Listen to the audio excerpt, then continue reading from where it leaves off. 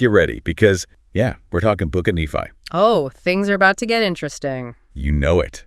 Okay, so we've all read it, but today we're going behind the scenes. Yeah, like a director's commentary track. We're looking at why Nephi, the author, chose to include some things and leave other things out. Almost like we're peeking into his thought process, right? Like, what were his big goals in writing this? Totally. Yeah. And one thing that struck me right off the bat, he talks about leaving out part of his family tree.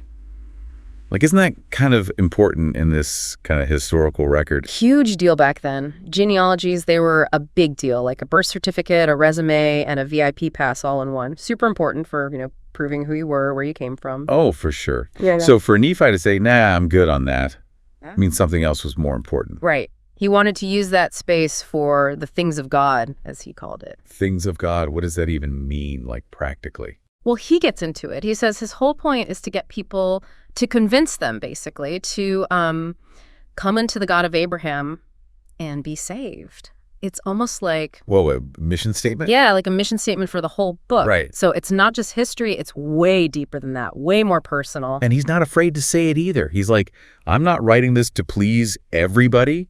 Like, he says he's not writing what's pleasing unto the world. Bold move. It really is. Shows you what he valued. Like, he knew some people thought this was important, others thought that was, but he's making a choice, a deliberate one. Yeah, like going against the grain, you could say. And it makes you think, right, today we're bombarded with info, so much of it.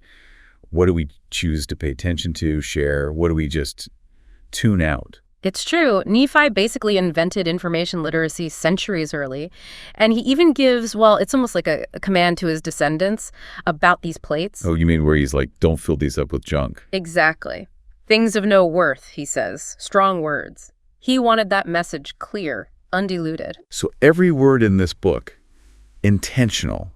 He really put his message and the people he wanted to reach first, even if it meant leaving stuff out. Absolutely. Which makes you wonder, if he was that focused on the things of God, what are we going to find as we dig deeper into this book? Like, what did Nephi think was essential to understanding faith? Now, that's something to think about.